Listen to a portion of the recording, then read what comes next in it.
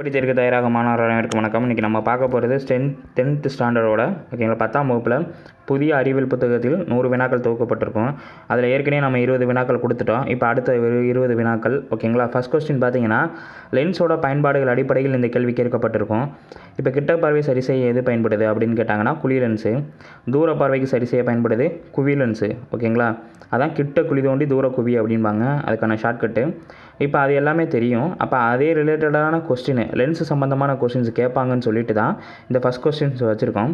பார்வை சிதறல் குறைபாட்டை சரி செய்ய பயன்படும் லென்ஸ் எது? உருளை லென்ஸ்.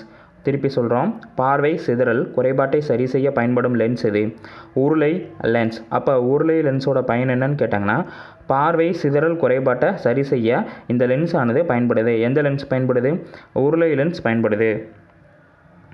மனித கண்ணின் தொலைவுறு காட்சியின் மீச்சுறு தொலைவு 25 சென்டிமீட்டர். ரொம்ப முக்கியமான கொஸ்டின். மனித கண்ணின் தெளிவுறு காட்சியின் மெய் சுற்றளவு 25 சென்டிமீட்டர். கொஸ்டின்ஸ் கேட்கலாம். அப்போ 25 சென்டிமீட்டர் இருக்கிறதா தெளிவுறு காட்சியோட மீச்சுறு தொலைவு? இந்த கொஸ்டின்ஸ் கேட்பாங்க.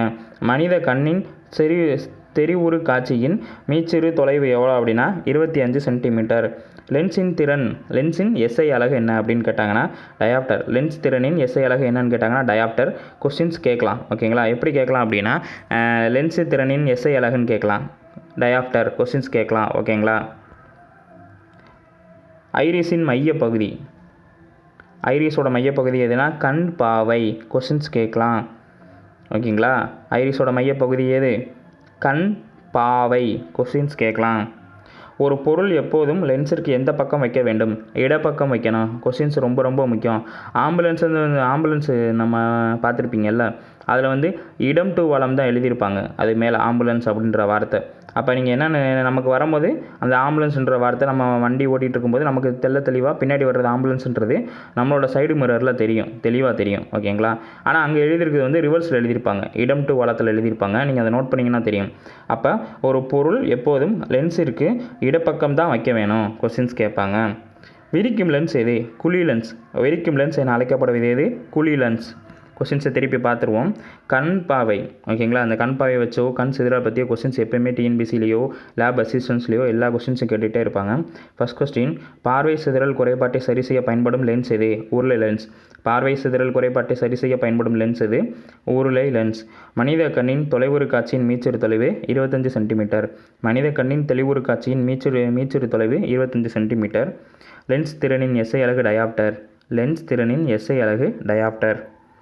ஐரிஸின் மையப்பகுதி எது? கண் பாவை. ஐரிஸின் மையப்பகுதி எது? கண் பாவை. எந்த பொருள் எப்போதும் லென்ஸிற்கு எந்த பக்கம் வைக்க வேண்டும்? இடப்பக்கம். பொருள் எப்போதும் லென்ஸிற்கு எந்த பக்கம் வைக்க வேண்டும்? இடப்பக்கம். விரிக்கும் லென்ஸ் என அழைக்கப்படுவது குழி லென்ஸ். விரிக்கும் லென்ஸ் என அழைக்கப்படுவது எது? குழி லென்ஸ். அடுத்த கொஸ்டின், கூழ்ம துகள்களால் ஒளிக்கதிர்கள் சிதறடிக்கப்படும் நிகழ்வு டிண்டால் விளைவு என அழைக்கப்படுது. கொஸ்டின்ஸ் கேட்கலாம். கூழ்ம துகள்கள் ஒளிக்கதிர்களால் சிதறடிக்கப்படும் நிகழ்வு டிண்டால் ஒளி சிதறல் என அழைக்கப்படுது.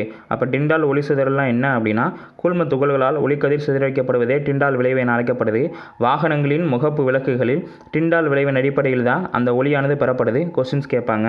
படுகோணத்தின் சைன்மதிப்பிற்கும் விலகு கோணத்தின் சைன்மதிப்பிற்கும் இடையே உள்ள தகவானது அவ்விரு ஊடகங்களுக்கு ஒளிவிலகலின் தகவிற்கு சமம். இதுக்கு பேர் என்ன அப்படின்னா sin I by sin R. sin I by sin R equal to Snell விதி. இதுதான் question. sin I by sin R என்பது ஸ்னெல் விதி. அது என்ன சொல்லியிருக்காங்க? sin I என்பது படுகோணத்தின் சைன் மதிப்பிற்கும் ஓகேங்களா. sin Rன்றது என்னென்னா விலகு கோணத்தின் சைன் மதிப்பிற்கும் இடையே உள்ள தகவானது அவ்விரு ஊடகங்களின் ஒளிவிலகல் எண்களின் தகவிற்கு சமமாக இருக்கும். இதுவே ஸ்னெல் விதி என அழைக்கப்படுது. கொஸ்டின்ஸ் கேட்பாங்க. கண்டிப்பாக கொஸ்டின்ஸ் கேட்பாங்க. ஸ்னெல் விதி என்றால் என்னென்னா sin I by sin R ஓகேங்களா. அப்போ படுகோணத்தின் சை மதிப்பிற்கும் விலகு கோணத்தின் சை மதிப்பிற்கும் இடையே உள்ள தகவானது அவ்விரு ஊடகங்களின் விலகல் எண்களின் தகவிற்கு சமமாக இருக்கிறது. ரொம்ப முக்கியம். கண்ணுறு ஒளியில் ஊதா நிறம் என்ன? ரொம்ப முக்கியம். கண்ணுறு ஒளியில் ஊதா நிறம் குறைந்த அலைநீளத்தை உடையது, அதிகமான விலகு கோணத்தை உடையது. கொஸ்டின்ஸ் கேட்கலாம். விப்ஜிஆர் சொல்லுவோம்ல வானவில், அதான் கண்ணுறு ஒளியில் ஊதா நிறம் என்பது குறைந்த அலைநீளத்தை உடையது, அதிகமான விலகு கோணத்தை உடையது. கொஸ்டின்ஸ் கேட்கலாம். அப்போ குறைந்த அலைநீளத்தை உடையது, அதிகமான விலகு கோணத்தை உடையது எது? ஊதா நிறம் ஓகேங்களா. அதனால தான் அது முதல்ல நமக்கு கண்ணுக்கு தெரியுது. கொஸ்டின்ஸ் கேட்கலாம். கண்ணுறு ஒளியில் ஊதா நிறம் தெரிய காரணம் என்ன?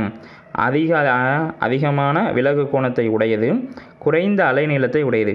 இப்போ ரெட் கலரு, சிவப்பு கலர் பார்த்தீங்கன்னா இதுக்கு ஆப்போசிட் என்ன செய்யணும்? அப்போ அதிகமான அலைநீளத்தை உடையது, குறைந்த விலகு கோணத்தை உடையது இது ரெட் கலரு. அப்போ இது ரெண்டில் ரெட் கலரோ ப்ளூ கலரோ ஏதாவது ஒன்று படிச்சிட்டிங்கன்னா இன்னொன்று நம்ம ஈஸியாக புரிஞ்சுக்கலாம்.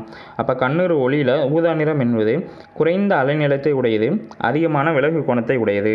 அடுத்த கொஸ்டின் அதான், கண்ணுறு ஒளியில் சிவப்பு நிறம் பயன்படுத்தப்படுவது. ஓகேங்களா, அதிக அலைநீளத்தை உடையது, ஓகேங்களா, குறைந்த விலகு கோணத்தை உடையது எது? சிவப்பு கலரு. கொஸ்டின்ஸை புரிஞ்சிருக்கும். ஓகேங்களா, ஊதாக்கு ஆப்போசிட் ரெட் கலரு. ஓகேவா, இப்போ அதிக அலைநீளத்தை உடையனால தான் டிராஃபிக் சிக்னலில், ஓகேங்களா, டிராஃபிக் சிக்னலில் ரெட் கலர் பயன்படுத்தப்படுறதுக்கு காரணமே அதிக அலைநீளம் உடையதான். இதுதான் அதோட காரணம். கொஸ்டின்ஸ் கேட்பாங்க, மூடு பனி மழை பெய்யும் போதோ நமக்கு கண்ணுக்கு கிளியராக தெரியறதுனால தான் ரெட் கலரு. அந்த அதிக அலைநீளத்தை பயன்படுத்துவதனால தான் நமக்கு அந்த டிராஃபிக் சிக்னல்லையோ இல்லை லேண்டிங் கியர்ஸு, ஓகேங்களா, நம்ம ஏர்போர்ட்டில் பயன்படுத்தலையோ அந்த ரெட் கலர் பயன்படுத்துவாங்க. கொஸ்டின்ஸ் ரொம்ப ரொம்ப முக்கியம். ஓகேங்களா, கண்ணுறு ஒளியில் சிவப்பு நிறம் பயன்படுத்த காரணம் அதிக அலைநீளத்தை உடையது, குறைந்த விலகு கோணத்தை உடையது. கண்ணுறு ஒளியில் ஊதா நிறம் குறைந்த அலைநீளத்தை உடையது, அதிகமான விலகு கோணத்தை உடையது. படுகோணத்தின் சைன் மதிப்பிற்கும் விலகு கோணத்தின் சைன் மதிப்பிற்கும் இடையே உள்ள தகவானது அவ்விரு ஊடகங்களின் ஒளிவிலகல் எண்ணிற்கு தகவிற்கு சமம். இது என்ன விதி? ஸ்னெல் விதி. கூழ்ம துகள்களால் ஒளிக்கதிர்கள் சிதறடிக்கும் போது அது என்ன நிகழ்வு? டிண்டால் விளைவு. அடுத்த கொஸ்டின், புவியின் மையத்தில் புவியீர்ப்பு முடுக்கம் G என்ன? சுழி. அப்போ புவியீர்ப்பு மையத்தில் புவியீர்ப்பு முடுக்கத்தின் மதிப்பு சுழி. கொஸ்டின்ஸ் கேட்கலாம், அதாவது 0. சுழின்றது 0. ஓகேங்களா, புவியின் மையப்பகுதியில் புவியீர்ப்பு முடுக்கத்தின் மதிப்பானது G ஆனது எவ்வளோ அப்படின்னு கேட்டாங்கன்னா சுழி. ஓகேங்களா, துப்பாக்கி சுடுதலில் பயன்படும் விதி நியூட்டனின் 3ஆம் விதி. துப்பாக்கி சுடுதலில் பயன்படுத்தப்படும் விதி எது? நியூட்டனின் 3ஆம் விதி. ஒரு விசைக்கு சமமான எதிர்விசை உண்டுன்னு சொல்கிறதான். அப்போ நீங்கள் துப்பாக்கியை சுடும்போது துப்பாக்கி குண்டு முன்னோக்கி செல்லும்போது நீங்கள் பின்னோக்கி தள்ளப்படுவீங்க. அதுக்கு தான் காரணம். ஓகேங்களா, இது பயன்படுத்தும் விதி தான் 3ஆவது விதி. கிணற்றிலிருந்து நீர் எடுக்க செயல்படும் விசை சமன் செய்யப்படாத விசை. கொஸ்டின்ஸ் ரொம்ப ரொம்ப முக்கியம். கிணற்றிலிருந்து நீர் எடுக்க செயல்படுத்தப்படும் விசை என்ன? சமன் செய்யப்படாத விசை. கொஸ்டின்ஸ் கேட்கலாம். நீட்டரோட ஃபர்ஸ்ட் லா, செகண்ட்ஸ் லா, தேர்ட் லா அப்படின்னு சொல்லலாம். இது எதுவுமே கிணற்றிலிருந்து நீர் எடுக்க பயன்பட உதவாது. ஓகேங்களா, இந்த கொஸ்டின்ஸ் கேட்கலாம். கிணற்றிலிருந்து நீர் எடுக்க செயல்படுத்தப்படும் விசை எது? சமன் செய்யப்படாத விசை. கொஸ்டின்ஸ் கேட்கலாம். அப்போ சமன் செய்யப்படாத விசைக்கு எடுத்துக்காட்டு எதுன்னு கேட்டாங்கன்னா கிணற்றிலிருந்து நீர் எடுக்க செயல்படுத்தப்படும் அந்த செயல் தான் ஓகேங்களா, சமன் செய்யப்படாத விசைக்கு எடுத்துக்காட்டு. ஓகேங்களா, கொஸ்டின்ஸ் கேட்கலாம். விசையானது எண் மதிப்பையும் திசைவேகத்தையும் கொண்ட வெக்டார் அளவாகும். எண் மதிப்பையும் திசைவேகத்தையும் கொண்டு வந்தாலே அது பேர் வெக்டார் தான். விசையானது ஃபோர்ஸ், ஓகேங்களா, எஃப். விசையானது எண் மதிப்பையும் திசையும் கொண்ட ஒரு வெக்டார் அளவாகும்.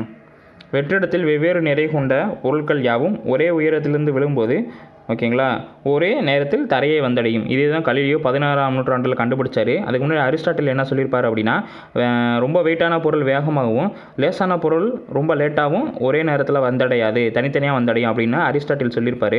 ஆனால் கலிலியோ 16ஆம் நூற்றாண்டில் எவ்வளோ வெயிட்டான பொருளையும் எடை கம்மியான பொருளையும் ஒரே உயரத்துலேருந்து தூக்கி போடும்போது அது ஒரே நேரத்தில் தான் புவியை வந்தடையும் அப்படின்னு கலிலியோ சொல்லியிருப்பார். ஓகேங்களா, கொஸ்டின்ஸ் ரொம்ப ரொம்ப முக்கியம். வெற்றிடத்தில் வெவ்வேறு நிறை கொண்ட பொருட்கள் யாவும் ஒரே உயரத்தில் விழும்போது ஒரே நேரத்தில் புவியை வந்தடையும் அல்லது தரையை வந்தடையும். கொஸ்டின்ஸ் கேட்பாங்க. வெற்றிடத்தில் வெவ்வேறு நிறை கொண்ட பொருட்கள் யாவும் ஒரே உயரத்திலிருந்து விழும்போது ஒரே நேரத்தில் தரையை வந்தடையும். இதை கண்டுபிடித்தவர் கலிலியோ.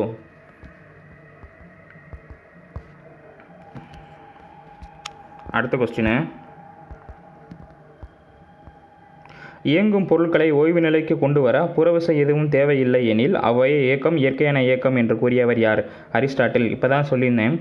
இயங்கும் பொருட்களை ஓய்வு நிலைக்கு கொண்டு வர புறவிசை எதுவும் தேவையில்லை எனில் அவ்வகை இயக்கம் இயற்கையான இயக்கம் என கூறியவர் யார் அப்படின்னா அரிஸ்டாட்டில். ஓகேங்களா, இப்போ நீங்கள் ஒரு கார்லேயோ பஸ்ஸில் போயிட்டுருக்கீங்க, திடீர்னு சடன் பிரேக் போடுறாங்க. அப்போ இயங்கி கொண்டிருக்கும் ஒரு பொருள் திடீர்னு ஓய்வு நிலைக்கு வரும்போது ஒரு விசை தேவைப்படுது, பிரேக்குன்ற ஒரு விசை தேவைப்படுது. அந்த பிரேக்கு இயற்கையாகவே வந்துருச்சு, அது ஆட்டோமேட்டிக்காக இருந்துச்சு அப்படின்னா, அது இயற்கையாகவே இருந்துச்சுன்னா அது ஓகேவா, அந்த விசையானது இயற்கையாகவே இருக்கும் அப்படின்னு சொன்னது யார் அப்படின்னா அரிஸ்டாட்டில். இந்த கொஸ்டின்ஸ் கேட்கலாம். ஓகேங்களா, இயங்கும் பொருட்களை ஓய்வு நிலைக்கு கொண்டு வர புறவிசை எதுவும் தேவையில்லை எனில் அவ்வகை இயக்கம் இயற்கையான இயக்கம் என கூறியவர் யார் அப்படின்னா அரிஸ்டாட்டில். கொஸ்டின்ஸு கேட்கலாம். ஓகேங்களா, இந்த கொஸ்டின்ஸ் கண்டிப்பாக கேட்கலாம், நோட் பண்ணிக்கோங்க. அடுத்த கொஸ்டின், ஒத்த மூவணு மூலக்கூறுகளுக்கு எடுத்துக்காட்டு ஓசோன். ஒத்த மூவணு மூலக்கூறுகளுக்கு எடுத்துக்காட்டு எது? ஓசோன், அதாவது O3. பூமியின் மேற்பரப்பில் மற்றும் மனித உடலில் அதிகமாக காணப்படக்கூடிய தனிமம் எது? ஆக்சிஜன். ரொம்ப ரொம்ப முக்கியமான கொஸ்டின். புவியோட மேற்பரப்பில் மற்றும் மனித உடலில் அதிகமாக காணப்படக்கூடிய தனிமம் எது? ஆக்சிஜன். இங்கே ஆப்ஷன் நைட்ரஜன் வச்சுருவாங்க, நீங்கள் உடனே நைட்ரஜன் அடிச்சிடக்கூடாது. இங்கே நோட் பண்ணுங்கள், புவியின் மேற்பரப்பில், புவி முழுவதும் கேட்கல கொஸ்டின். புவி முழுவதும் கேட்டதாங்கன்னா நைட்ரஜன் சொல்கிறது ரைட்டு. ஆனால் கொஸ்டின்ஸை கொஞ்சம் பாருங்களேன். புவியின் மேற்பரப்பு மனித உடலில் அதிகமாக காணப்படுறது எது அப்படின்னா ஆக்சிஜன் மட்டும்தான். கொஸ்டின் தயவுசெய்து புரிஞ்சு படிக்கணும். இங்கே வந்து ஆப்ஷன்ஸ் வந்து என்ன வைப்பாங்க அப்படின்னா நைட்ரஜன் அப்படின்னு வச்சு விட்ருவாங்க. நீங்கள் உடனே நைட்ரஜன் அடிச்சு விட்ருது, புவியில் 78% நைட்ரஜன் தான் இருக்குது அப்படின்னு. ஆனால் அடுத்த லைனை பாருங்கள், மனித உடலில் அப்படின்னு கேட்டிருக்காங்களா? அப்போ மனித உடலில் நைட்ரஜன் சத்து கம்மியாக தான் இருக்கும். அப்போ உங்களுக்கு புரிஞ்சிருக்கும். அப்போ ரத்தத்தில் எது கலந்துருக்கு? ஹீமோகுளோபின். ஹீமோகுளோபினுக்கு எது தேவை? ஆக்சிஜன் தேவை. அப்போ நம்ம மனித உடல் எது அதிகமாக இருக்குது? ஓகேங்களா, ஹீமோகுளோபினுக்கு எது தேவை? ஆக்சிஜன் தேவை. அப்போ ஆக்சிஜன் படகு தான். ஓகேங்களா, அது கொஸ்டின்ஸ் கேட்பாங்க, இப்போ புது புக்கில் இருக்குது. ஓகேங்களா, அப்போ புவியின் மேற்பரப்பு மற்றும் மனித உடலில் காணப்படக்கூடிய அதிகமான தனிமம் எதுன்னா ஆக்சிஜன். சுக்ரோஸின் வேதி வாய்ப்பாடு C12, கார்பன் 12, ஹைட்ரஜன் 22, ஆக்சிஜன் 11. இதுதான் சுக்ரோஸுக்கான வாய்ப்பாடு. கொஸ்டின்ஸ் கேட்பாங்க. சுக்ரோஸுக்கான வேதி வாய்ப்பாடு என்னன்னு கேட்டாங்கன்னா கார்பன் 12, ஆக்சிஜன் 11, ஓகேங்களா, ஹைட்ரஜன் 22. அப்போ C12H22O11. கண்டிப்பாக இந்த கொஸ்டின்ஸ் கேட்கலாம். கார்பன் 12, ஹைட்ரஜன் 22, ஆக்சிஜன் 11 ஆகியவை சுக்ரோஸை குறிக்கும் வேதி வாய்ப்பாடு. கொஸ்டின்ஸ் கேட்கலாம். ஒரே நியூட்ரான் எண்ணிக்கையையும் வேறுபட்ட அணு எண்களையும் வேறுபட்ட நிறை எண்களும் கொண்ட தனிமம் ஐசோடோன்கள் என அழைக்கப்படுது. கொஸ்டின்ஸ் கேட்பாங்க. ஒத்த அணு எண் வேறுபட்ட நிறை எண் அப்படின்னு கேட்டாங்கன்னா அது வந்து ஐசோடோப்புகள். அதுக்கு ஆப்போசிட் இருந்துச்சுன்னா இது ஐசோபார்கள். இப்போ வந்து ஐசோடோன்கள் என்றால் என்னென்னா ஒரே நியூட்ரான் எண்ணிக்கையையும் வேறுபட்ட அணு எண்ணிக்கையும் வேறுபட்ட நிறை எண்ணிக்கையும் கொண்டது. இது எல்லாமே எது? ஐசோடோன்கள் என்று பெயர். கொஸ்டின்ஸ் கேட்பாங்க. ஒரே நியூட்ரான் எண்ணிக்கையையும் வேறுபட்ட அணு எண்களையும் வேறுபட்ட நிறை எண்களும் கொண்ட தனிமங்கள் ஐசோடோன்கள் என அழைக்கப்படுது. கொஸ்டின்ஸ் பிடிச்சா லைக் பண்ணுங்கள், ஷேர் பண்ணுங்கள், கமெண்ட் பண்ணுங்கள். ஓகேங்களா, PDF லிங்க் டிஸ்கிரிப்ஷனில் கொடுத்துருக்கோம். நன்றி, வணக்கம்.